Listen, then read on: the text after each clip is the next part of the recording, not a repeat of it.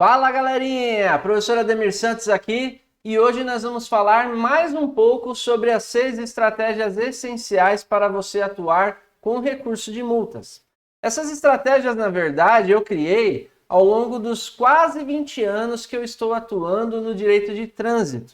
E eu tenho o prazer de dizer, o privilégio de dizer que eu atuei nos 3 pilares que baseiam, que norteiam o processo administrativo de trânsito.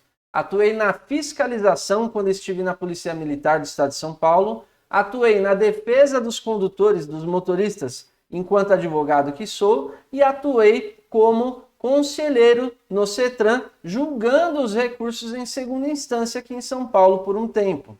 Então, ao longo desses anos, eu criei uma metodologia que facilita tanto a vida de quem elabora os recursos, as ações judiciais, como também de quem está analisando essa defesa. Então eu consegui enxergar quais são os pontos que você deve debater em um recurso, em uma ação judicial, e também os pontos onde você deve afastar aí, deixar de perder tempo, basicamente é isso aí.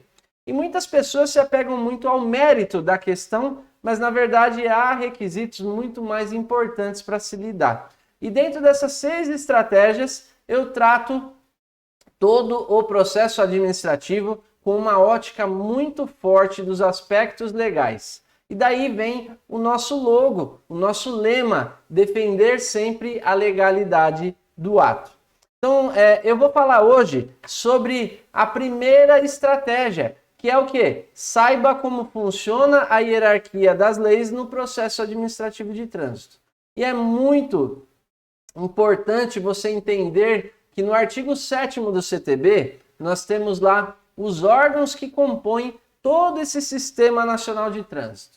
E aí lá nós temos órgão no âmbito da União, dos estados e dos municípios, tá? Então é importante você entender quais são as limitações, qual é o limite legal de cada órgão que compõe o SNT, quem pode legislar, se o Estado pode legislar, se o Estado não pode, se o município pode legislar, enfim. E eu vou tratar dessa questão. Os atos normativos dos órgãos, vamos falar aí CONTRAN, por exemplo, que é o principal órgão, DENATRAN, até que limite que eles podem tratar de determinado tema através de seus atos normativos, e é isso que a gente vai falar um pouquinho hoje para você, tá? Falando sobre hierarquia das leis, não tem como fugir da pirâmide de Kelsen. Então, se você estudar um pouquinho mais, coloque aí na sua rede de pesquisa, pirâmide de Kelsen, e você vai ver a história de Hans Kelsen, que foi o criador da teoria baseada no princípio da hierarquia das leis. E você trazendo esse princípio da hierarquia das leis aqui no nosso território nacional do Brasil, você vai encontrar então a nossa Constituição Federal lá no topo da pirâmide. Nossa Constituição, a Carta Magna, ela pode ser alterada por meio de emenda constitucional e atualmente nós temos aí 109 emendas que alteraram já a nossa Constituição. São muitas alterações, tá? Então, baseado aí, se você comparar com constituições de outros países, como por exemplo dos Estados Unidos ou de algum país da Europa, você vai verificar que as constituições lá são muito mais enxutas, menores, e elas não sofrem tantas alterações. Mas, enfim, trazendo esse contexto histórico, dessas 109 emendas constitucionais, eu quero fazer ênfase e frisar uma emenda para você. Anote aí no seu caderninho aí, coloca aí IPC, importante pra caramba. Emenda Constitucional 82 de 2014. Esta emenda, ela incluiu o parágrafo 10 no artigo 144 da Constituição, que trata nada mais, nada menos do que da segurança viária. Então, a segurança viária foi incluída na Constituição Federal através da emenda 82 de 2014, tá? Através do seu parágrafo 10 lá do artigo 144, da Constituição. E esse parágrafo 10 do artigo 144 fala que a segurança viária compreende o quê? Na educação, na engenharia e na fiscalização. Então, daí nasce o triângulo do trânsito, os 3 pilares do trânsito, né? Então, educação, engenharia e fiscalização. Esses são os 3 pilares do trânsito, da segurança viária. E essa segurança viária compreende a quem cuidar dela. Na verdade, compreende aos órgãos de trânsito e seus agentes estruturados em plano de carreira. E aqui já nasce uma tese muito interessante. Para quem me conhece há mais tempo, sabe que eu fiz uma consulta aqui em São Paulo sobre um órgão municipal que estava utilizando determinados agentes para fiscalizar e que, ao meu ver, não havia competência legal, tanto desse órgão quanto dos agentes para exercer a fiscalização. E nasceu essa tese com base no artigo 144, parágrafo 10, que fala que a segurança viária compreende ao órgão executivo de trânsito e seus agentes estruturados em carreira, tá? Então, aqui é algo bem interessante para você compreender quem pode executar a fiscalização de trânsito, por exemplo, que nasce aqui, tá? Além dessa questão da emenda constitucional, eu vou trazer aqui outra questão que nasce da Constituição, que é quem pode legislar sobre trânsito e transporte. Isso está previsto lá no artigo 22, inciso 11 da Constituição Federal, que fala que é privativo da União legislar sobre trânsito e transporte. E daí nasce, então, a Lei 9503, por exemplo, que é o Código de Trânsito Brasileiro. A Lei 9503 de 97 é uma lei, tá? Então, a União, ela legisla sobre trânsito e transporte. E é privativo. O que é privativo? É prioridade. Então, é prioridade da União legislar sobre trânsito e transporte. Mas e os estados podem legislar? Aí tem uma previsão, trazendo uma exceção, no mesmo artigo 22 da Constituição, só que agora no parágrafo único. O artigo 22, parágrafo único da Constituição, fala que os estados podem legislar, desde que haja uma lei complementar autorizando. E anota aí, mais um asterisco aí, IPC aí para você, importante pra caramba. Não existe lei complementar autorizando os estados a legislar. Vou repetir, hein? Não existe lei complementar autorizando os estados a legislar.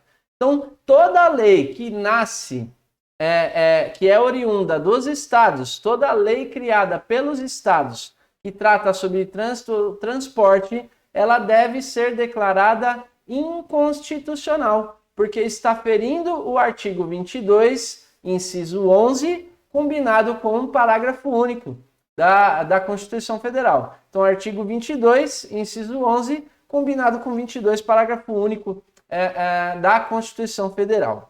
Aqui em São Paulo, por exemplo, nós temos uma discussão enorme sobre a competência do Detran em fiscalizar sem o convênio, porque há uma previsão legal de que a polícia pode executar a fiscalização mediante convênio firmado com os órgãos. E aí existe uma lei estadual trazendo a competência da PM para fiscalizar, representando o Detran de São Paulo.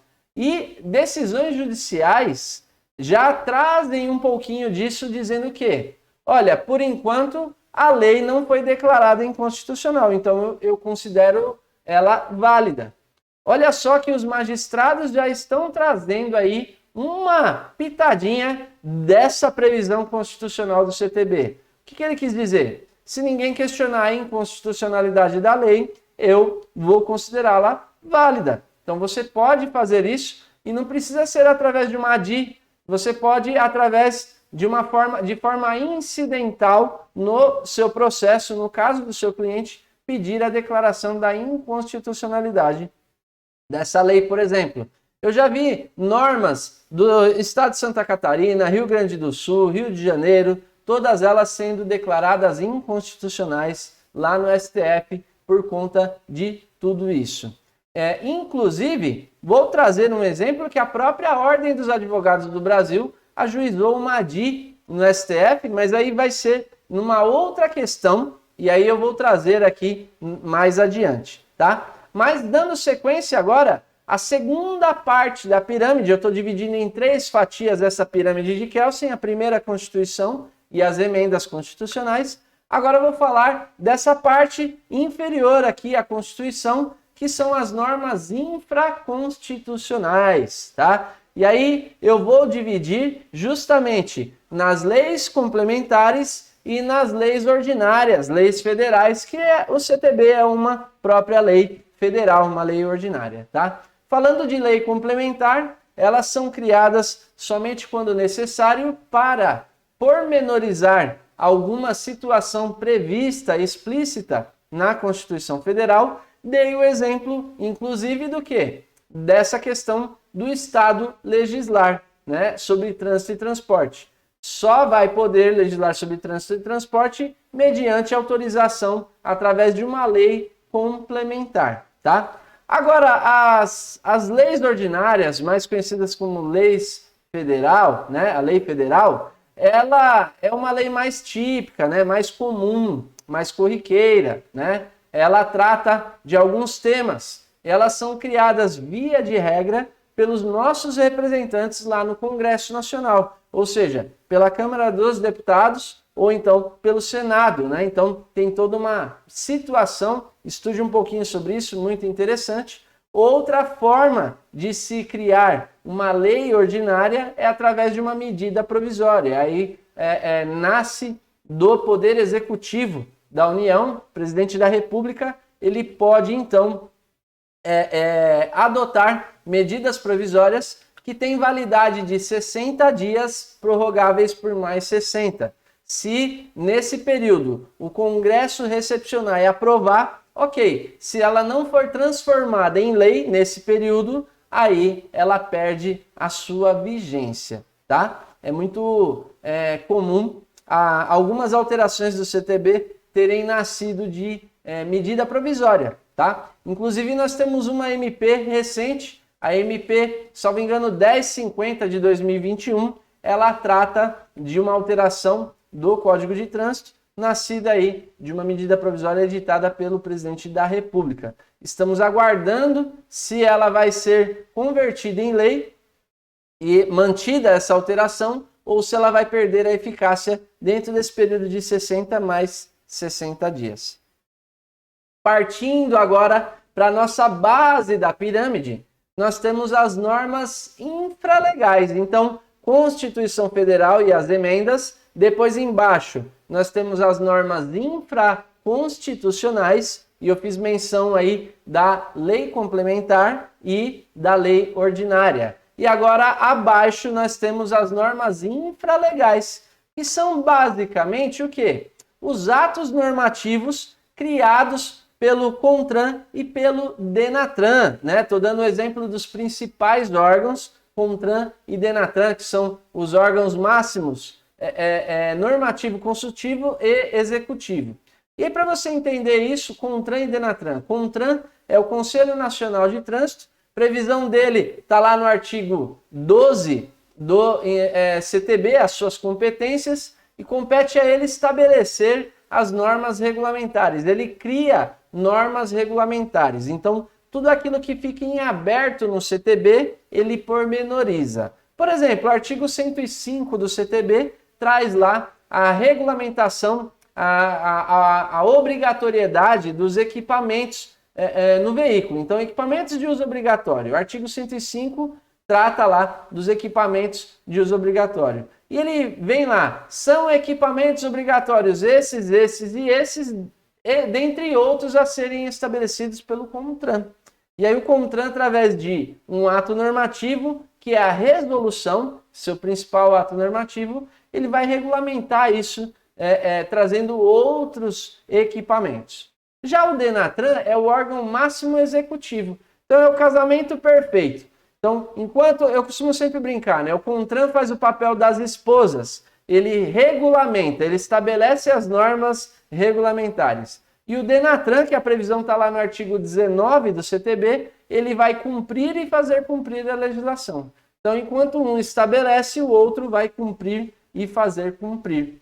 E aí, dentro dessa questão de ato normativo, eu quero fazer menção aqui das resoluções, que são atos normativos do CONTRAN, que criaram o quê? Os manuais de fiscalização, Manual Brasileiro de Fiscalização de Trânsito. Nós temos 2 volumes. Volume 1, que é a Resolução 371 de 2010, que sofreu uma alteração pela Resolução 497 de 2014. E o volume 2, que é a Resolução 561 de 2015.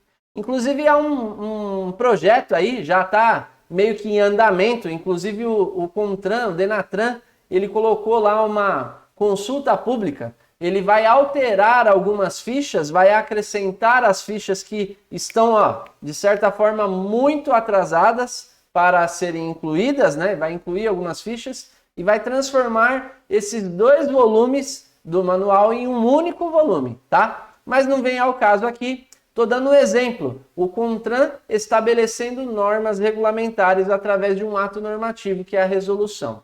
Pode ser também por deliberação, que é um ato emergencial e que depois ele se convalida através de uma resolução, beleza?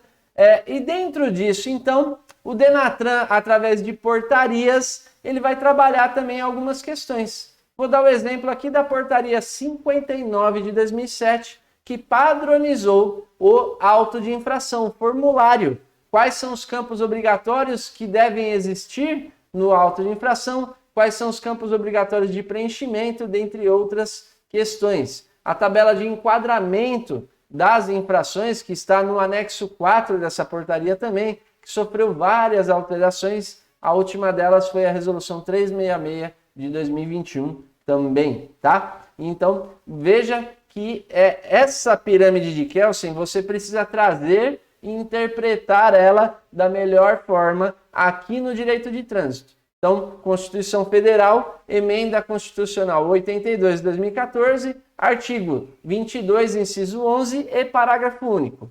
Leis, normas infraconstitucionais, aí eu faço menção de lei complementar para você entender, que inclusive remete ao parágrafo único do artigo 22 da Constituição. Somente lei complementar autoriza Estado a legislar. E as normas infralegais, que são os atos normativos dos órgãos que compõem o SNT, Sistema Nacional de Trânsito, e aí eu fiz menção dos 2 principais, resolução e portaria do DENATRAN, tá? Então são estes os atos normativos, as normas, né? Tá aqui então para você a hierarquia das leis de uma forma bem rápida e simplificada. Se você quer saber mais sobre isso, dá uma navegada lá no meu canal do YouTube, por exemplo, tem lá um vídeo que eu explico um pouquinho sobre isso. Me procura aqui no direct, comenta nesse vídeo aqui, tire as suas dúvidas, coloca aí suas dúvidas que eu vou esclarecer um pouquinho mais de acordo com a sua necessidade, tá? E se você gostou desse conteúdo, já curte aí, compartilha com seus amigos, nos seus grupos aí, e agradeço por mais esse tempo com você aqui. Até mais e até a próxima, onde eu vou trazer mais estratégias. Próximo vídeo eu trago aí a segunda estratégia essencial para você atuar com recurso de multa. Vai seguindo a gente aí nas redes sociais, você vai gostar. Um abraço, gente, até mais!